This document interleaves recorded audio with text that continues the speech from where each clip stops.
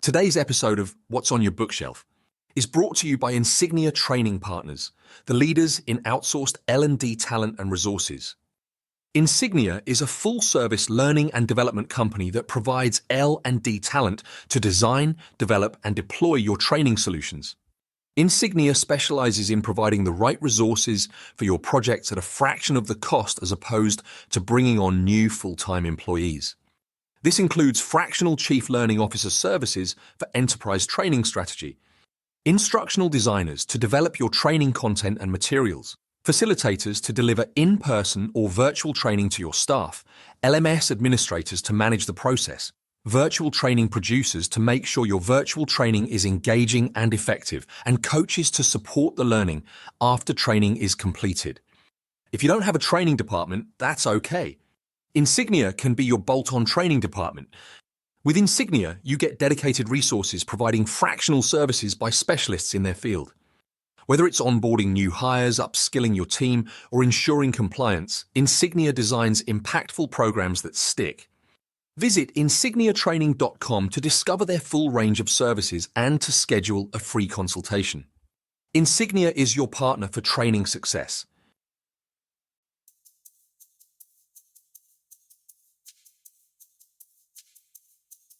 Welcome to What's on Your Bookshelf with your hosts, Denise Russo and Samantha Powell. Hi, everyone. Welcome back. It's another episode of What's on Your Bookshelf. This is our life and leadership podcast where we are living out loud the pages of the books on our bookshelves. My name's Denise Russo, and I'm here today with my friend Sam Powell, and we're going through one of my favorite books. It's a book by John Maxwell called Intentional Living. And so in this book, there are four main areas to the way this book is laid out. We talked about it a little bit last time, but maybe Sam, before we get started, do you want to share about where we've come from and where we're going today? Sure. Yeah. So we talked about just the first couple chapters are like the introduction to the concept of, your life can be a great story and intentions aren't enough. You have to really step into action, right? So when we talk about intentional living, we're talking about the fact that you're doing something. And so then the book is broken down into four parts. And last time we talked about finding something where I want to make a difference. So starting small, but really believing big and searching until you find your why, your purpose. What is that driving force? But taking action, right? Getting started is the most important thing. And today we're transitioning into doing something that makes a difference, right? So I want to make a difference doing something that makes a difference.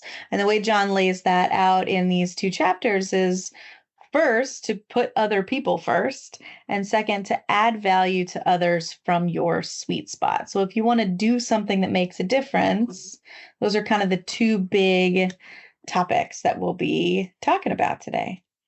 So as we start the first part, I'm curious if you can think about, Sam, somebody who has really helped you recently with something, either personally or professionally. Like, can you think of somebody? Yeah, definitely. It's easy to think of somebody. Has there been somebody in your life that maybe has intentionally not helped you with something? I don't know about intentionally not helped me with something. Like, I don't think I have that many like nefarious folks hanging out in my life at the moment, which is probably a blessing. But I mean, there's definitely times where like unintentionally people have not been helpful, right? Or been harmful in a way. Well, here's what's funny about that. Without hesitation, you said, I know somebody that has helped me do something. Mm-hmm. It's because we remember those things. Yeah. Right. And so one of the things that John suggests in this section, as you're living out loud, is to take the time to think about who's helped you in your life and then really make a gratitude list. And when I first read this book, I did that. And it says start with 10 people, but don't limit yourself to 10 if you can think of more. But I limited myself in this regard. John's instructions were for each person whose name you put on the list, write how the person has helped you and why it's been important to you. And I did it. I created the list and I did that, but I didn't do the second piece, which was the follow-up to tell the people. Mm-hmm. And so I was I think I shared this in one of the early episodes, that I walked through this book with my kids. And at the time they were in elementary school. And I remember going through an exercise with both the kids in this section where we were listing out people that had done something nice for us. And they were the ones in their innocence and their childhood and their loving minds that said, well, when is the last time you told the person? Mm-hmm. So I think for me, this chapter hit me to think about, okay, am I grateful for people that have helped me through life? Absolutely. But when's the last time I shared that with them and told them? And so one of the things that I did, and it's maybe something that you could do if you're listening, is I wrote both of my kids like a love letter. And I can recall it almost as if it happened just yesterday. And my kids are both in college now. And this was while they were in elementary school. I can even see the way they were sitting on a couch in a house I don't even live in anymore. And I handed them the letters and I asked them to read them while I sat there. And it was the most special, emotional, loving time because I was sharing with them what I appreciated about them. And you think sometimes as a mom, maybe that, your family knows that you care about them and appreciate them, or as a spouse or as a friend or as a sister or a daughter.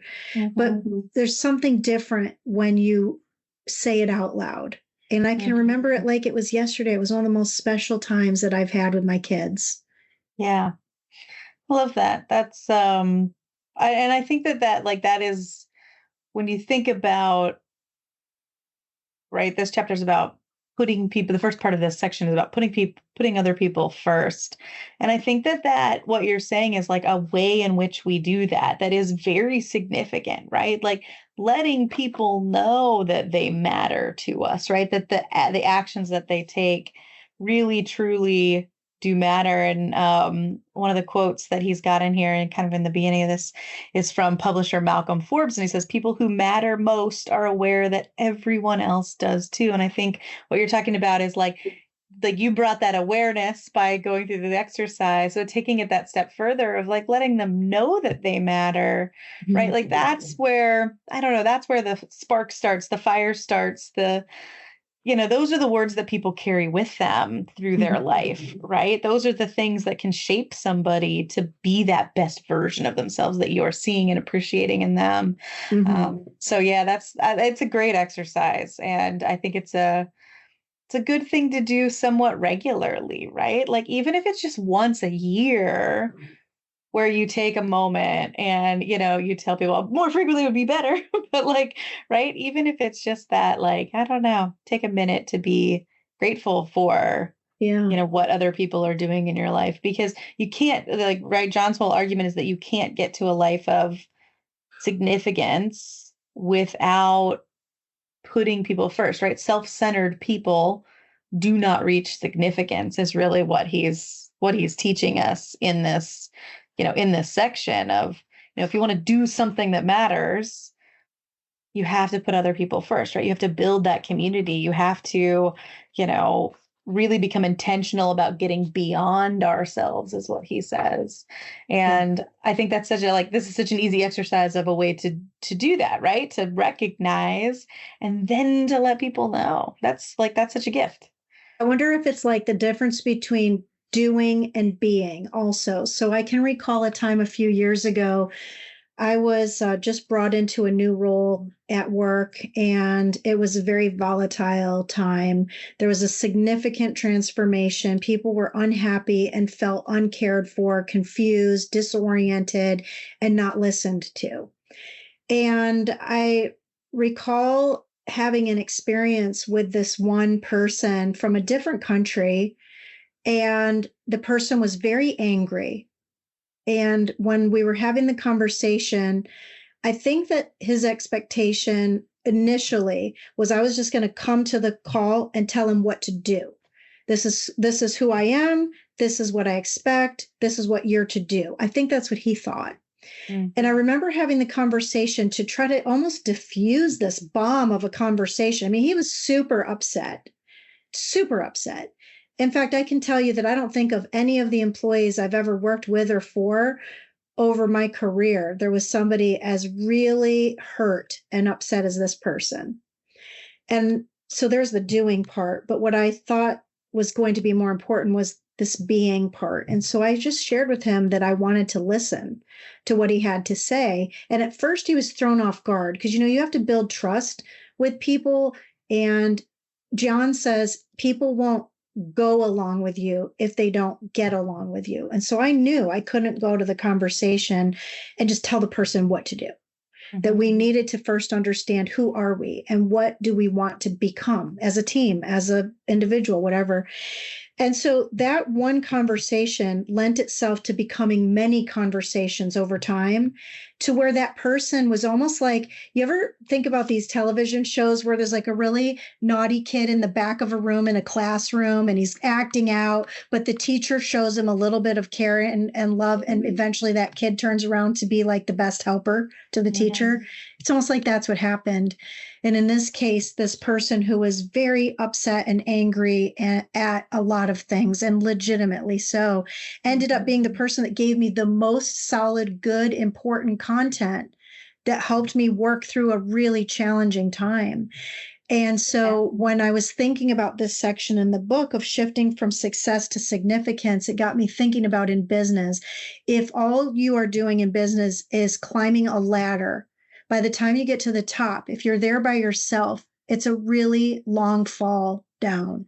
And so significance in a life of significance means putting other people first, listening, taking the time, even if it's something that you would feel like you already have a solution to, or if it's something that you maybe even disagree with. But if you don't give people the space to be who they are and how they think, then it's really hard to be able to form a team. Yeah, absolutely. And what you're saying reminds me of so John talks about how to begin about thinking about others first. And he gives us some numbered steps because that's what he does, which is lovely. But he's got 5 things. But the very first thing is to develop a greater appreciation for others. And I think that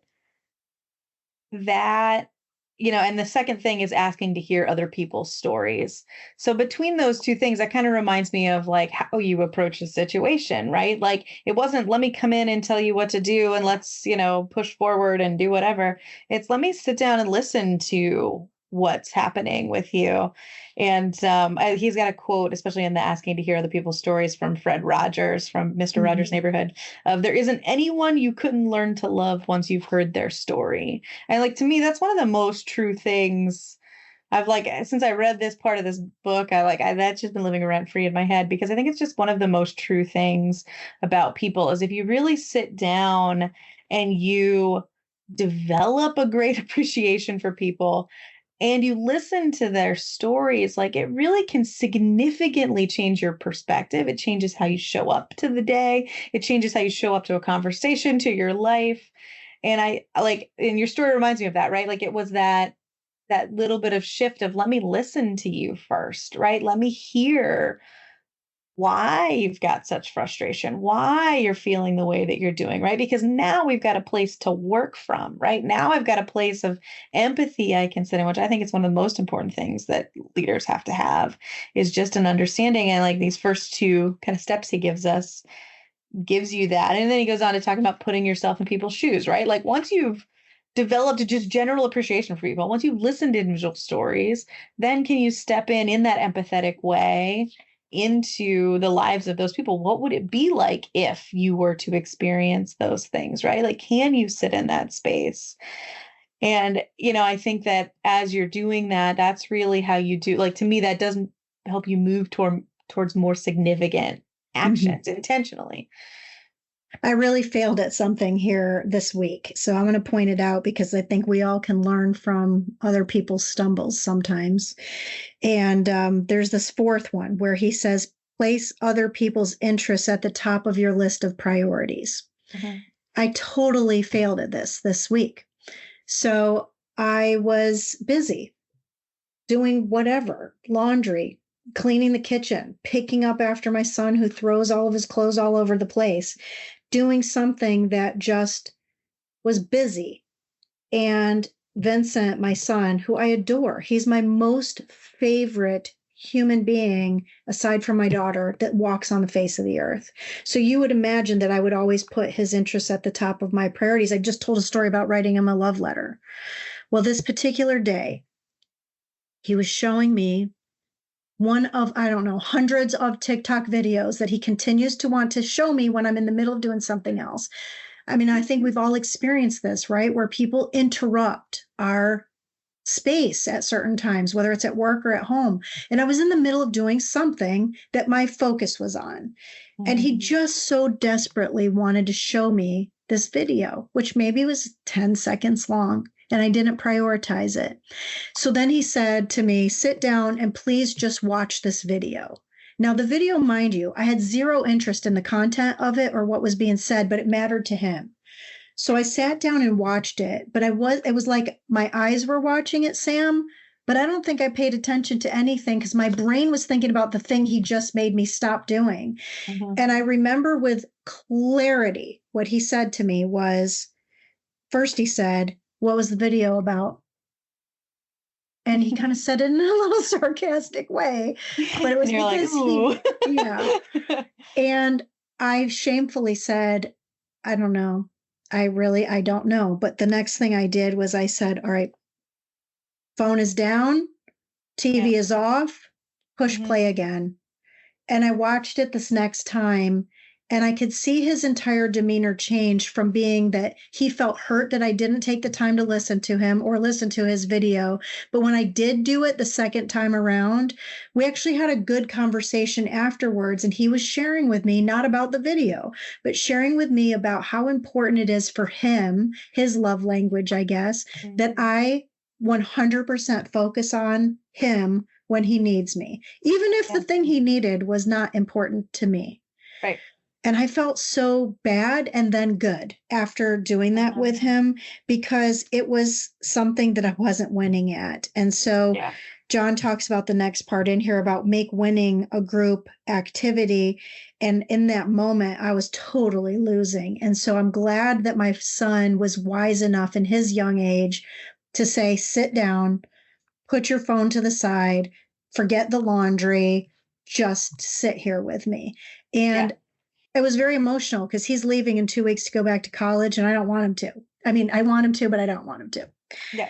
So that's what got me here was that I knew that I messed that one up. And so the best part about this book, and then I'll pass it over to you, Sam, is like, you're not going to be good at all this stuff all the time. This takes intention. That's why the name of the book is Intentional Living. Right. Right. Yeah, I actually had a very similar situation with my son last night, like same kind of thing. He's trying to tell me something that I'm like not focused on, but the Gottman Institute, which is focused on like relationships, marriage, specifically, and there's some great books in there that they've got, but this is bids for connection, right? When people throw this out, and so it's like you're talking about other people's interests, like when they're trying to tell you about something they're excited about and they're trying to like, it's a bid for you to say, hey, connect with me. Hey, listen to me.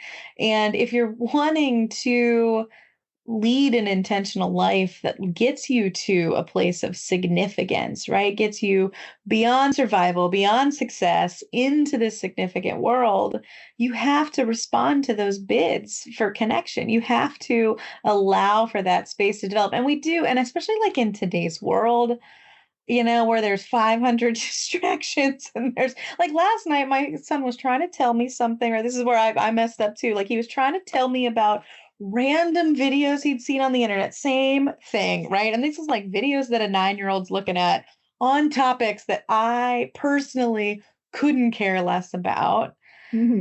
I was watching the Olympics because we're recording way in advance here because I'm on maternity leave when these actually air. But like we were watching that. I was also reading a book at the same time. Like so, I had my attention was pulled in 3 different directions, and I should have put at least one, if not both, other things down to listen to him talk to me because this was his like end of the day, processing all the things he had done, telling me about his moment, like right. And I realized like partway through, like I was missing it. And because I was missing it, right, like I was hurting the connection that I had with him because I wasn't, taking the time. And I think that that's so common in our world today because it's like we're so busy, we're so rushed, we're pulled in 1,000 directions.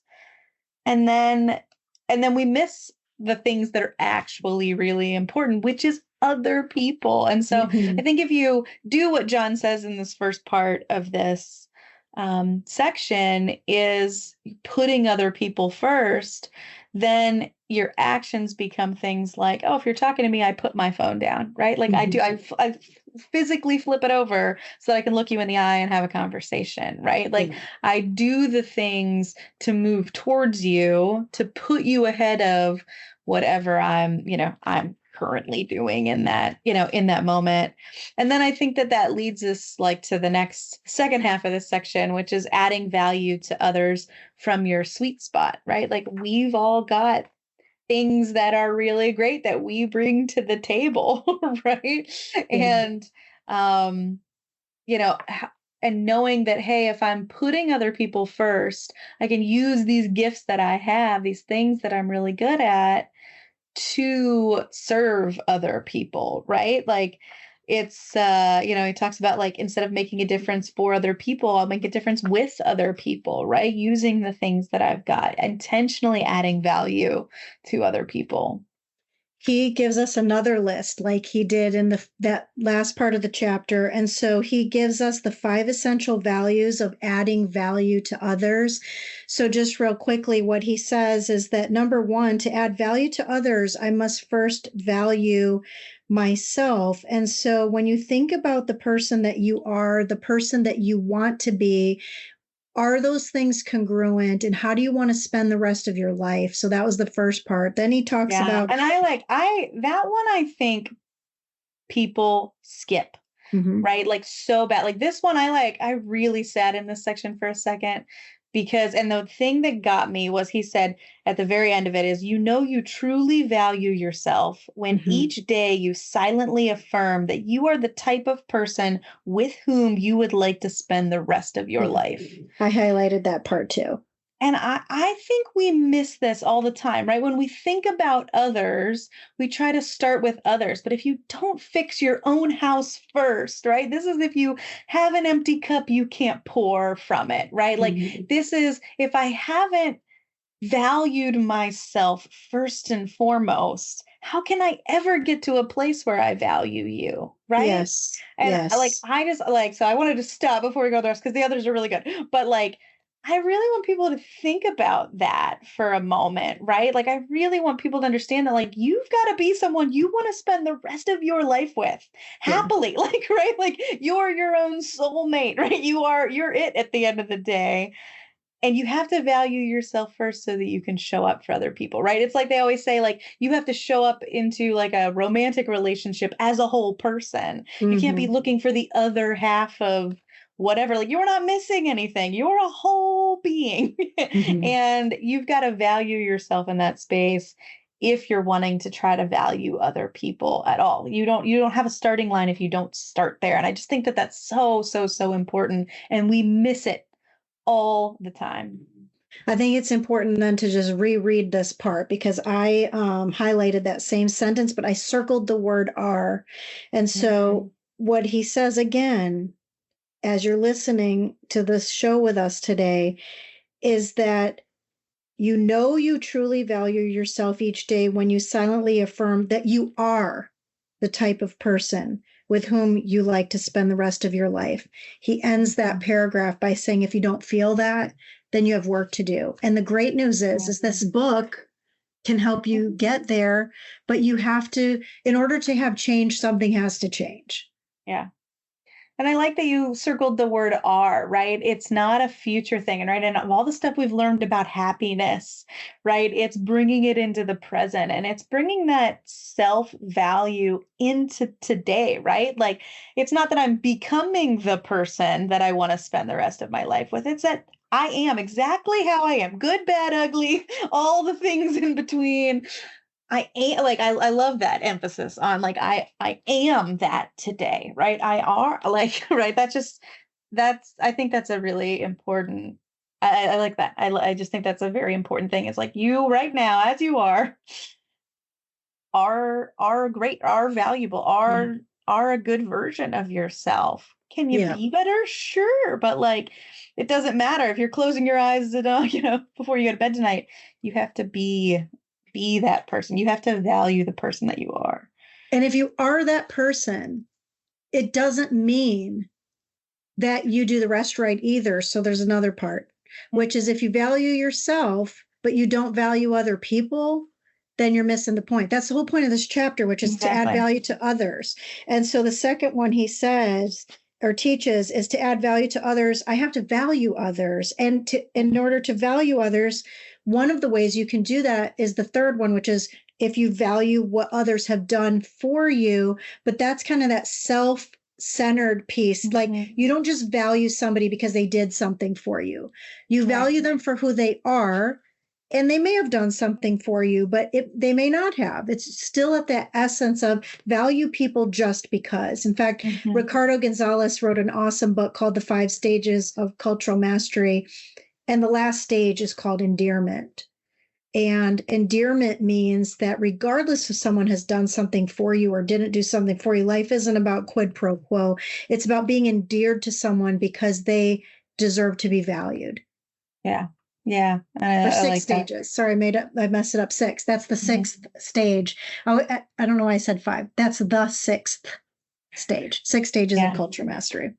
Yeah. And I love that, right? And I think that goes back to the other part, like the thing we talked about earlier, like if you know somebody's story, that's the Fred Rogers quote, right? Like you can't help but love someone if you know their story. And it's like you can't help but value someone when you know the story of all the triumphs, of all the struggles, of all the things that have gone on in their life. And it's not what they've done for you that you necessarily value. It's just who they are. That you have to value. And then I think moving into like what they've done for you is like that gratitude, like it's moving into a space of gratefulness for what people have done for me. And I think that like thinking in that space, and we know that from all of our happiness exercises because it came up in every single book, is that allows you to, I think, see beyond yourself, right? It helps you get into a mental space where it's like you really do see the world in a space that is positive, that is in this happiness vibe of if I can appreciate what you've done for me, I can value what you've done for me, I can recognize it more, and then I'm happier, right? Because I'm recognizing all these things that are, that are happening to me. And then he says too, for the number 4 is that you have to know and relate to what others value, right? So not only what they've done for you, but what they care about. What do they want? If you're serving someone else, you have to know what they think is most important, right? It's like, that was one of the things I learned in the business world of like the what's in it for me is what you had to focus on when you were giving somebody a presentation or, trying to solve a customer problem or doing whatever. It's like, well, what do they want, right? What do they value in their life? What are the things that are important to them? And then let me go help you with that thing. That is how I serve you, right? That's how I help you from my sweet spot, is if I know you want X and I do A and B that get us there, then I can, then I have a place to really, really help you from.